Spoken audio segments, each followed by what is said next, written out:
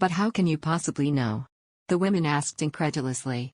I know because I was told by the voices of my spirit friends, I replied. How else could I know?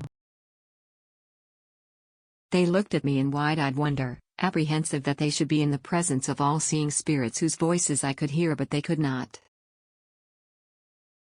Many and varied have been the personal possessions of deceased loved ones which their friends have brought to me in the hope that the vibrations of the objects would help me to contact the owners.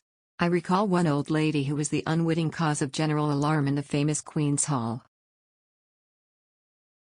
Just before the service, a steward came and told me that he believed a member of the audience had come armed with a revolver.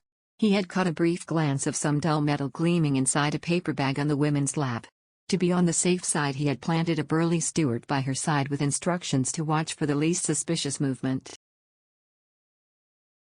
His anxiety was not quite so alarmist as it might at first seem, because there had been an unruly disturbance at a previous meeting when I was threatened from the body of the hall. A man, presumably a Spaniard, leapt to his feet and noisily voiced his displeasure of the blasphemy he had witnessed. In Span, he bellowed as attendants forcibly escorted him to the door, "We know how to deal with your sort." Perhaps he had the Inquisition in mind for me. My friend the steward was probably justified in taking precautions. Anyway, I went onto the platform shortly afterwards and the service was held without any untoward results. When it was over, the steward came and said that the woman with the gun was asking for me. Did I think it wise to see her?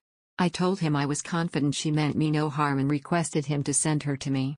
It was a funny little woman who hurried in, clutching the brown paper bag. "Mrs. Roberts," she said sadly. "I was so hoping for a message from my husband tonight. You see, I thought it might help if I brought his braces." She produced the braces from the bag, and as she did so the light glinted on the buckles. So that was my steward's revolver.